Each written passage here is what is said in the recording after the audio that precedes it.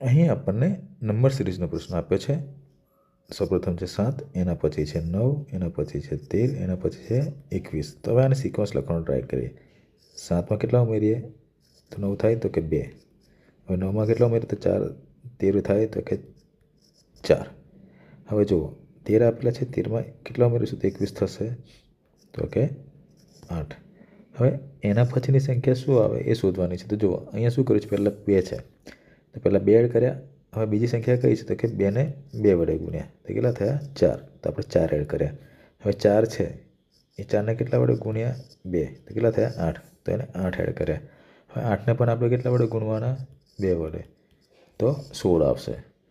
તો આપણે શું કરીએ હવે તો કે 21માં 16 એડ કરીએ. તો 21 + 16 કરીશું કેટલા થશે 37. તો 37 answer option number D. Okay.